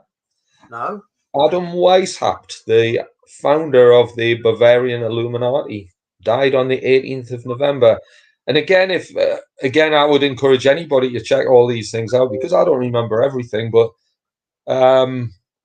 what was it? There was was it the Jonestown poisoning or something? Do you know when they all ate the poisoned apple sauce? Oh, Where I was that remember. again? It was like an occult, wasn't it? Where he, Yeah, the cult sacrifices. yeah. Well, those suicides rather. I'm sure they ate poisoned apple sauce, which is quite ironic, really. That don't eat the fruit of the poison apple, but they all died on the 18th of November. Weird.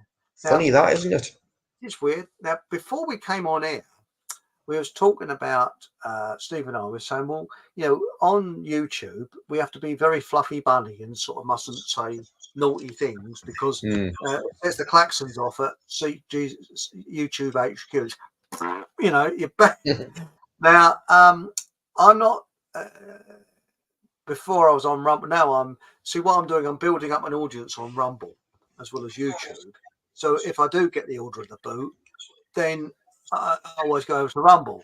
But what we was talking about is doing a show on Rumble, because this Monday show is fixed every Monday. I like to keep it that way. But on Rumble, I'm doing shows any day of the week where I can fit it in. And I think it's better that way, because, if you have every such and such a day or every other day, you're tied to that day. Whereas, okay, I always arrange things around Mondays, but this is like the flagship of all the shows, you see. And we was talking about having a show on Rumble where we can say naughty things. Right, yeah. Be a little bit more open. We've got to be very careful, about things about those types. And of course, our gracious leader, Sir William of the Gates variety, our dear and gracious leader, we've got to say that on YouTube. What go normally to him, Yeah. But yes, but the thing is, I think we might arrange something. So please look in Fockham Hall Telegram group, or FockhamHallradio.com, or my Facebook Fockham Hall group, you see, and we'll see whether was it the Fockham Minister of Defence. And myself will be out that bit on there, But I'll tell Well, you from something. my yeah, Our greatest weapon, I believe, is laughing at these bloody nutcases that are in power. You mean Karl Schwab or yeah, Emil Schwab? We should just. You imagine if he went along to these hustings and these pumped up, bleeding these politicians, they were just laughed at them. That's what yeah. they need, laughing at them, because Well, it's rude not to. We're in clown world. Sit back and watch the circus, and have a good laugh at the things that they're doing. yeah, It's yes, hilarious. yes. But by the way, did you know you can get an LGB whatever it is sandwich in Marks and Spencers now? I saw that the other day. Yeah, yeah. So, well, could you actually be looked on as a cannibal though for eating an LGB whatever it is? I can't remember the bleeding name, but for eating one of those sandwiches, oh Yeah, yeah. But yeah, Lord. like when you got jelly babies and you bit the head off. I know. Nice. But no, it's very strange, all these satanic things. I mean, it's a bit like there was a lot of witchcraft. I know that Churchill was into witchcraft big time, and they did a kind of go away type ritual on the south coast when this Right. country was on the point of, well, I say it's going to be invaded, but Hitler had no intention of invading this country. Funny That that, operation isn't it? Yeah, was a complete bluff, because yeah, when you look from their point of view, what's the point of sacrificing the lives of much needed troops to invade this country when you can starve us out? And that was the yeah. idea. And the other one is that people don't realise is that Southern Ireland was neutral during World War II. And when I first started work, there's a fella who was in World War II's Southern Ireland Army, and they were going to introduce conscriptions to Southern Ireland. They threw it out because they said it's not democratic. It's interesting. And they had Right. a voluntary home guard. You went home each night, but you trained up. And did you know the Southern Irish Army had German equipment, had German uniforms, German guns? Right. And Okay. so I said to him naively, because I was quite young then, I said, oh, that would have been confusing if the Germans had invaded. And he said, we weren't worried about the Germans. He said, they were our ally. We were worried about the British. He said, because we knew that they were after our food and they were looking at any excuse to invade. And at the beginning of the war, they were saying that German U-boats were going into harbours and refueling. The Southern Irish were refueling them. Well, British U-boats did as well. But what it was is that as it was a neutral port, ships, if they got shot up in the channel or wherever, they would limp in to Ireland. And similar happened in Lisbon, in Portugal. They went to neutral ports. Now, the reason they're saying they were making that up and hyping it up like anything, and yes, U-boats did go there, and along with British as well, is because they wanted an excuse to invade Ireland. And when you look on the map, it makes no strategic reason to invade Ireland. But for the food, yes. And he said Right. he knew that we would not, the British forces would have absolutely decimated us. He said, so we were taught guerrilla warfare.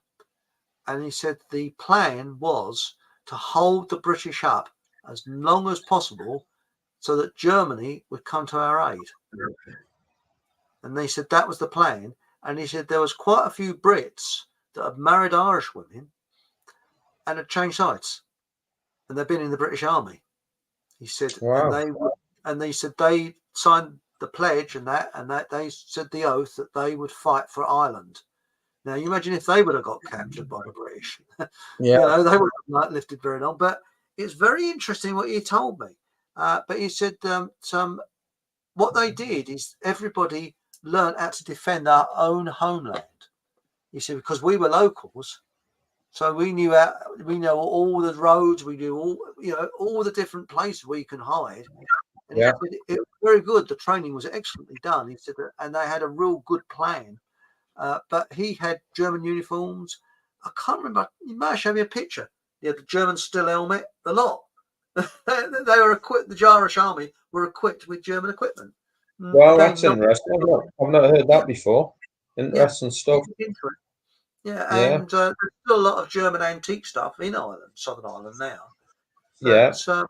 But also a lot of the Southern Irish fought on the British side, and quite a few fought on the German side as well. Yeah, that's not heard of, yeah. And there's both sides to the story. I mean, the other one is the Germans always said, if you're going to surrender to the Americans, not the British. And I found out about, there was a chap wrote, it was a German chap that was captured by the British in the desert. And he thought, oh God, I'm in for it now. But in hindsight, the British apparently treated POWs far better than the Americans. The Americans were really, really aggressive, but the British weren't so much. And he was brought back to a port. I think it was Cardiff, and they were marched through Cardiff. And all the fellas thought, "Oh God, we're in for it now. We're going to have people booing and throwing stuff at us." He said, "It wasn't the case." He said, there's a woman waiting to cross the road with a little baby in a pushchair waving at us. The child was waving at us. He said, and everybody sort of getting about and sort of, oh, well, it's a German prisoners. Oh, well, so getting on painting and things, just down about their business. And he said, when they got to the prisoner of war camp, they were met by the WVS serving coffees to them. And then they were met with a load of old age pensioners, because what they did, they put in the newspapers in Wales, they actually put a plea out for anybody who can speak German that could go to this POW. And he said there was a Methodist minister who could speak fluent German. He said we were treated extremely well. He said very polite and he said he thought he was in for it, but the ones that were captured by the Americans were treated quite badly. They were quite rough to the POWs, but I'm only generalising now. I'm not sort of going into it, but I did actually interview, and I'm trying to find a recording. And this was years ago. I'm talking about 14 years ago. A woman, if you heard her, you would think she was Welsh, but she was actually Austrian, and she volunteered for the German army during the war, and she was a telegraph operator in France, and she learned to speak English at evening classes in France. And she married an English Tommy and came back to Wales, and she spoke she did have a trace of German accent, and she was saying that the French resistance, they were the dregs. They would accept anybody, and her friend got she got attacked. That's I can't say that word. And they really, she was, just because she had a German uniform on, she was an innocent girl, and the French resistance raped her. Oh, they did terrible things. They killed her and mutilated her body. And she said that turned her sick. It really did. She said, you hear these, all the violins going, and the French resistance all looking up and holding their pearls, saying, "Oh, the Allies are." He said they weren't angels. Far from it. They were evil bastards. I heard a different side of it. I wish I could find the recording. It was a very interesting recording I did for a show 14 years ago. That was the days you could say more on YouTube.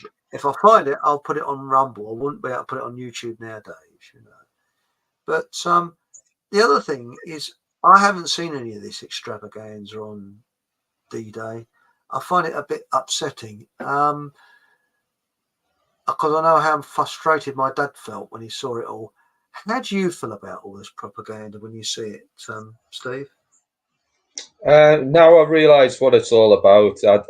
It's almost, in some degrees, I find it quite sickening, but in others, And as bad as it sounds, it's almost laughable.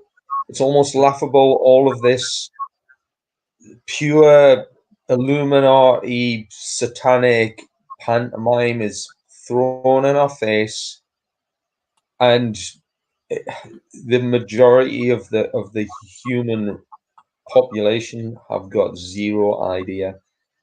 Let me just put some meat on the bones to this. We know D-Day, for example, was 666. It was a 666 ritual blood sacrifice.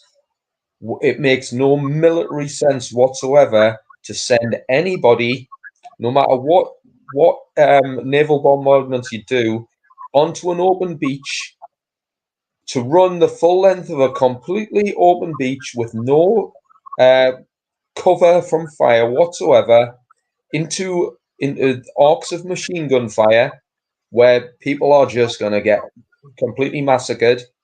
There's no military sense whatsoever in that tactic, none whatsoever. Complete lunacy.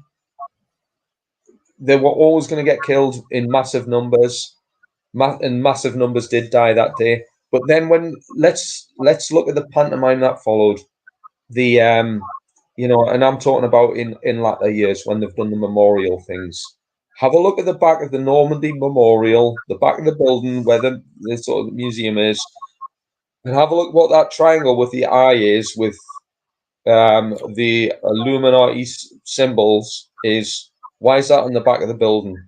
Why is there a Masonic compass etched in stone on that memorial building? And if that's just completely coincidental, why is there a figure of Isis in? Why is there a figure of probably Apollo in the memorial garden? That's interesting. That's fascinating. It gets more interesting, Chris. Have a look at the memorial in Virginia. Well, it's called. I forget the name of it. The Bedford, Virginia, where they've got the D-Day Memorial. Now, if I was to say that there's a Masonic arch, is the main hub of the memorial in Virginia, and it's Virginia simply because this is where, do you know the what's it called, the Saving Private Ryan? You know, it's kind of semi-based on real life events where there was a particular family. That's the Bedford Boys of Virginia. This is where the memorial for D-Day in America is based. And it's magnificent, don't get me wrong. When you look at it, you think, wow, that's fantastic. They've put a lot of effort into this. There's a Vesica Pisces, the occult symbol of the female, of, you know, the female physical form. Bits. Pointing towards that is the sword, the phallus, and both of these are line up to the Masonic arch. Now, I'm saying it's a Masonic arch simply because if anybody knows anything about Freemasonry, you'll know that there's 3 stages, i.e. 3 steps. And you'll also know that the black and white color scheme is particularly important in Masonry, such as the black and white checkerboard on the police helmets, etc. On the top of the 40-foot and 6-inch tall Masonic arch, the D-Day Memorial, is the black and white checkerboard, black and white 3-step Masonic steps in black and white. But not only that, what's written on archways, by the way, are particularly important in Masonry. It's the arch, you could say, in some respects, it's the arch between heaven and earth, or the bridge between heaven and earth, but also it's the arch between the 2 hemispheres of the brain. This is why I think it was the lady who mentioned, am I odd, or, referring to herself as she odd, nobody seems to get her. Because she's connected the gateway between the 2 hemispheres of our brain, the male and the female aspects. She's not odd at all. She's unique because the rest of the world are still in a left or right brain modality. They haven't figured it out. Spot on. And it's quite interesting what Stephen Truthseeker said. He said, yeah, I worked out Churchill was a black magician. have you noticed Churchill and Crowley look a little similar? Yes, because Aleister Crowley, who's supposed to be the most evil man in Britain, he used to advise Churchill, didn't he, quite a bit? And that's quite interesting. He's certainly got an interesting. What's that? I think you've It's getting really dark in here. Yeah, I think you know what? Just to mention, while it's on the top of my mind, Chris, Churchill was a warmonger, but he was also a racist. But he was also a member of the Order of Druids as well as a Freemason. You know, if anyone thinks Churchill was a war hero, you need to have a word with yourself and do some proper research. You know, and tell you what, yeah, I agree with you. I totally agree with you, Steve. He's a scumbag. Well, I think you'd have to improve to be rated as a scumbag. But what gets me grasp the lapel and go, great. They always do that. Great. You say about it. The V for victory was a Masonic hand gesture. That was the V for victory. That was a Masonic hand gesture. It was the nod to Vulcan. It wasn't the victory V. That's interesting because it's that way around, isn't it? He did it, and that he done both ways. When you look at the photographs, he done both ways. They were both Masonic gestures. I think it was the French when they captured this. I'm talking about the Middle Ages now. When they captured British bowmen, they used to cut their fingers off to stop them being, using their longbow. Although they were called war bows in those days, it's the Victorians that called them longbows. Right. And when they captured French prisoners, the British used to do that to show that they've still got the two fingers. That's what I heard. Whether it's true or not, I don't know. Yeah, I've heard that. Yeah. Yes, but now we've got here. Now this is an interesting one. We got here the same druids Queen Elizabeth was. Yeah, she was a member, wasn't it? She was a druid. Yeah, you can't deny it. Yes, and again, all the royalists, the royal lovers out there, just have a look online and see her going through a ceremonies for druid initiation. Oh, and also when they're appointed with oils, apparently, when they become, king and queen. So what these oils are, whether it's Vic Vapor Rub or something, I don't know. But there's supposed to be these holy oil. Perhaps it's Vic Vapor Rub. But when I only saw all I could tolerate was about 30 seconds of it. I saw Charlie Boy with his I think he had a ball cock in his hand and his crown and that. He looked as if he looks as if he just discovered that farts shouldn't be lumpy, didn't he? He sort of sat there. Sort of that kind of look. Or as if you're in the loo and you've just got your last piece of toilet paper, Right. That sort of... Yeah. Now, what we got here... now, this is an interesting one. Stephen Truthseeker says... okay. Well, first of all, he said, we got. He's really. Cat Holly said, Red Cross is Red Shield Rothschild. Yeah, the Red Shield or the Red Star. Yeah. Those you can't mention are the mafia, not the Sicilians. That's correct. Sorry, the biggest gangsters, the biggest gangsters are the ones in Parliament. Parliament is two French words. Parler means to speak, and ment or mentia means lies, to speak lies. That's what Parliament is. That's an interesting one. Yes. I'll look into that one. The Heysel Stadium was also a sacrifice. Heysel was on the 29th of May, 1985. Okay. I'll check that out. That Evergreen ship, this is Cat Holly, Cat ship, changed its name to Ever, something else, which I can't remember exactly. Do you know, can I quickly mention the Evergreen? Because I've done a presentation on that. That was you could almost say that was a stage in reality which was completely weird, and there was lots and lots of things. And again, too much to mention in a short time space. But the evergreen, of course, is the. If anyone knows anything about Nimrod, Nimrod was kind of adorned by the evergreen tree. That's why you have Christmas trees. It's all to do with Nimrod. Nimrod was kind of like I say, kind of adorned by the evergreen tree. The evergreen tree is something we use at Christmas. Nimrod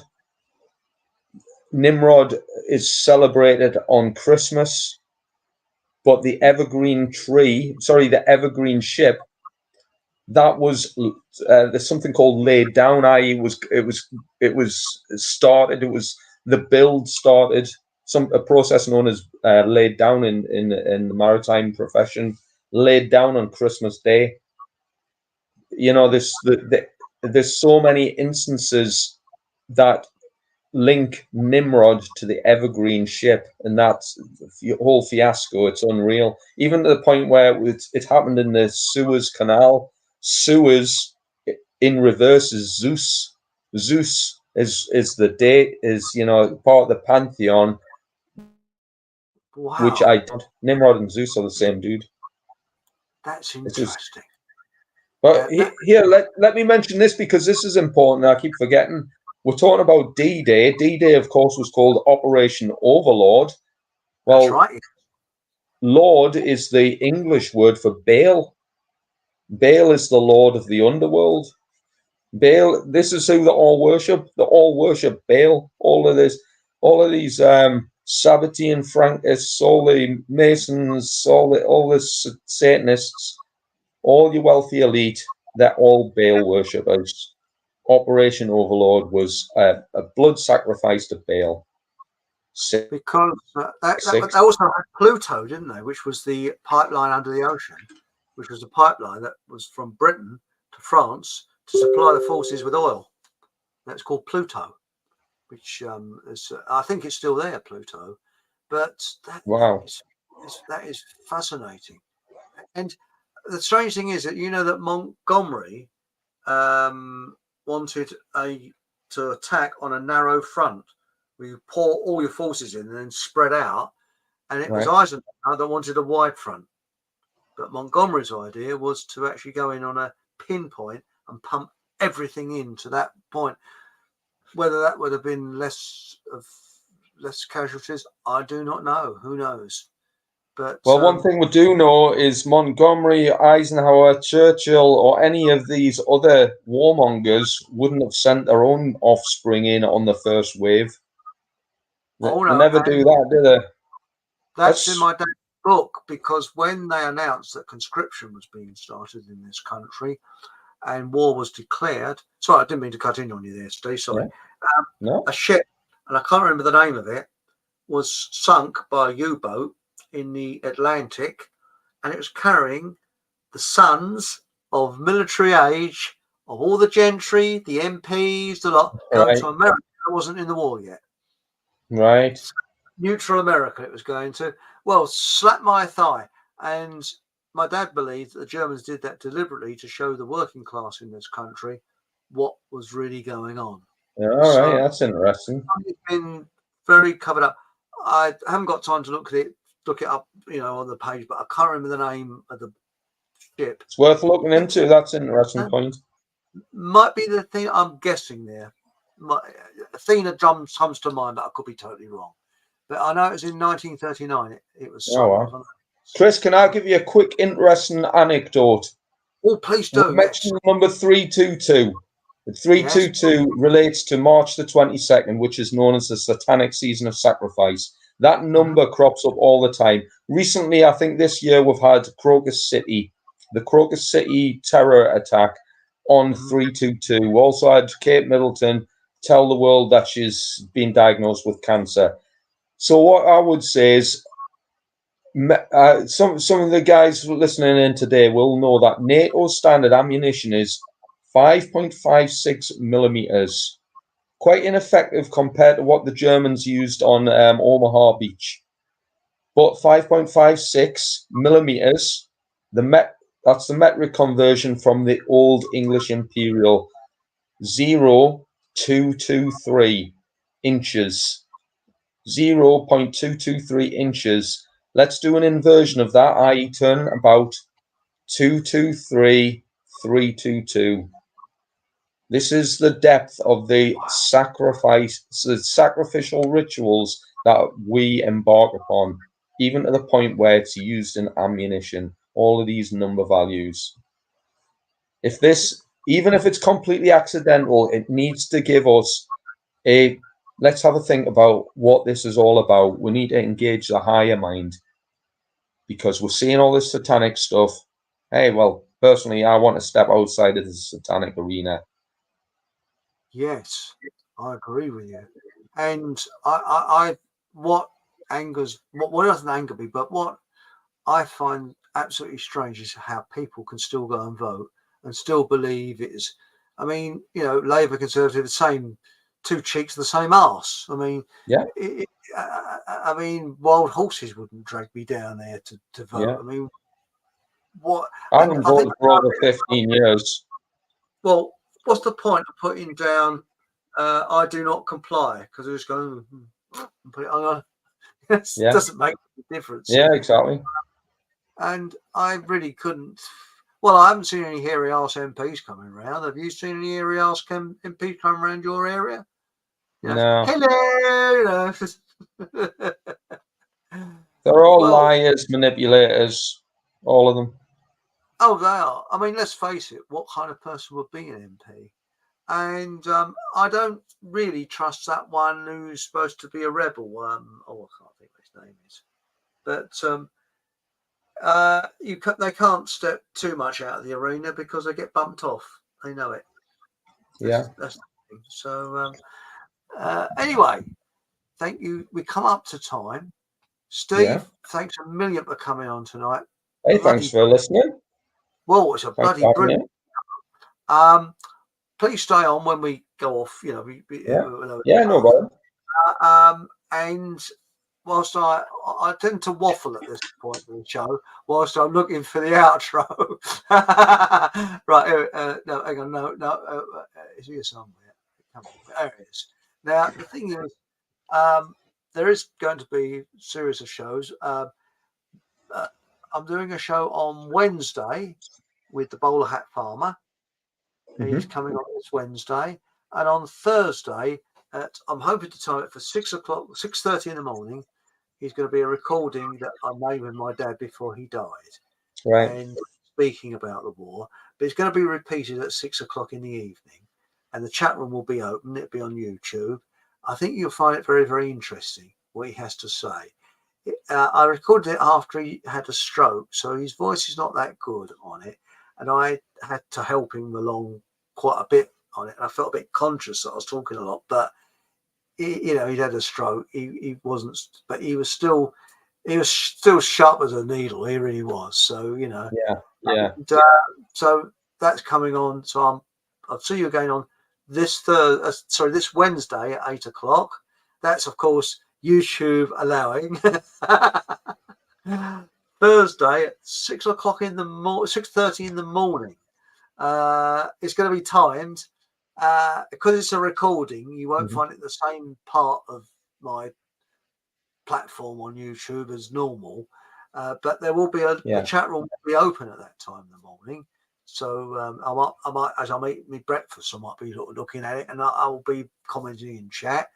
And of course, at 6:00 in the evening will be part 2 of the show. And we'll be back. Also, Steve and I are going to be talking about future shows after this show. And I believe you're doing survival courses in Wales. I think we need to plug that tonight. Well, yeah, I've been you could say I've been like a guest instructor on somebody's course. Yeah, but I've been there a few times. Used to do that in the military. So, I do physical survival where you can learn bushcrafts in the woods and what have you. But I also do spiritual survival, so you can learn how to survive the Illuminati. Oh, so that's good. Would it be YouTube friendly, or do you think that will be a Rumble sort of thing? The stuff, yeah, I guess so. I think we're okay. You know, we Yeah, didn't say anything naughty tonight, so well, I hope yeah, not. But because YouTube's mind works in strange ways. But on the anyway, gist. well, I'll see you back here this Wednesday at 8 o'clock, and Steve and I, and also I think a survival show. We're long overdue for one. I think we need. Hey, I'm happy to talk about that. Do you know what? I'm gonna salute your old man. You know, respect, and that's to Steve. the fallen, the D-Day fallen. My respect. Well, thank you very much. And also, I'm not military, so I can't salute, but I will. I honour all sides: British, German, Yeah, American, Italian. likewise. Yeah, All exceptionally brave men. And I think we lost the cream of Europe in that war. We really lost the cream. And when you think the way they fought so ferociously, both all sides, you know, it's quite something. Thank you very much. Anyway, I'm not thank sure you. whether it's wise to say this. Uh, whatever happens, have a laugh, because war is a very serious business. I know, but I know my uncle, who was my dad's friend during the war, because my uncle dropped a picture on the floor. And my dad picked it up and he said, "What's your favourite film star?" I said, "No, it's my sister." And the time, a bit of a long story. My dad married his friend's sister, who turned out to be my mum, and the rest is history. So, so I Happy wouldn't have been days. here if that picture hadn't have dropped on the floor. So Yeah, there we go. And but my uncle was a comedian and he used to keep people laughing all the time. And some of the things he came out with were quite hysterical, you know. So, and even that is, well, what they call it, gallows humour. But soldiers have to do that to keep going, you know. That's it. yeah. Well, thank you again for joining us, and remember, have a good laugh, and all be well. We'll see you back here on this coming Wednesday, which is the day after tomorrow at 8 o'clock. And good night. And It's a pleasure. Thank you. thank you, Steve. And you know, you're a regular now, so you'll be on the show a lot. Thank you very much, Thank you. and good. Bye bye.